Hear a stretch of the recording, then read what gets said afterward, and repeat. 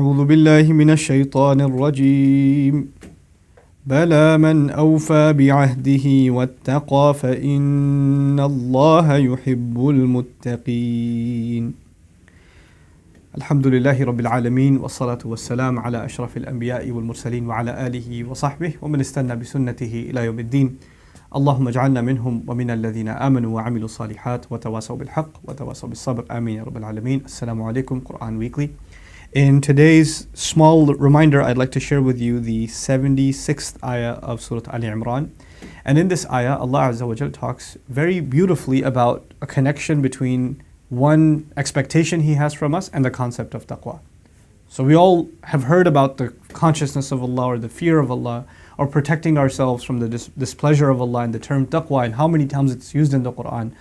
And I wanted to share this particular ayah with you because the goal of Ramadan, as Allah Himself described it, is لَعَلَّكُمْ تَتَّقُونَ. So you can have taqwa. So you can develop a consciousness of Allah and a sense of protecting yourself from crossing the line that Allah wouldn't want you to cross. That's taqwa, and that's the goal of Ramadan. Now in this particular ayah, it's actually in contrast. The ayah before is a long one.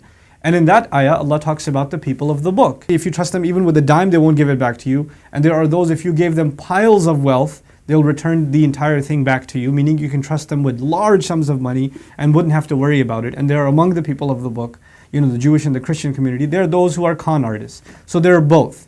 And the idea behind that is don't judge all of them. Don't be, either overly trusting of them and at the same time don't be overly skeptical of them. They're all individual cases.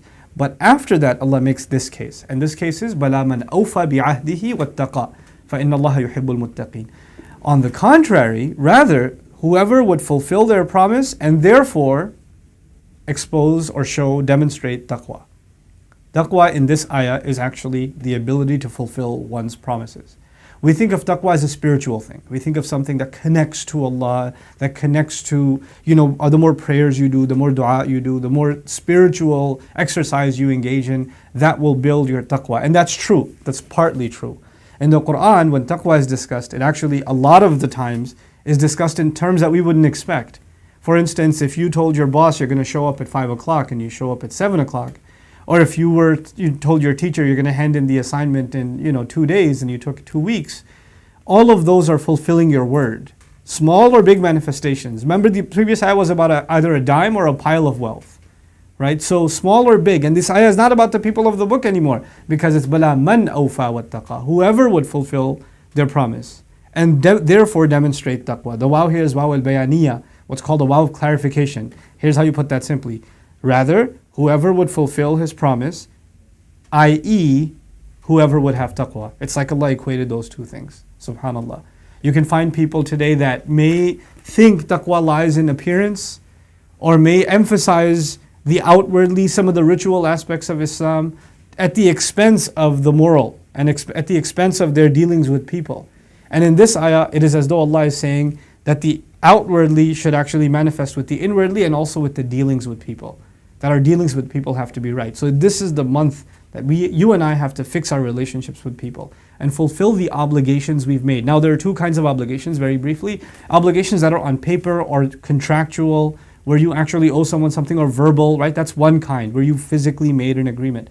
But then there are relationships, and each relationship is a kind of agreement too. In other words, my relationship with my parents is a type of agreement. My relationship with my spouse or my kids, or even my neighbor, these are all a kind of unwritten, unspoken, kinds of agreements in which you owe something to them and they owe something to you.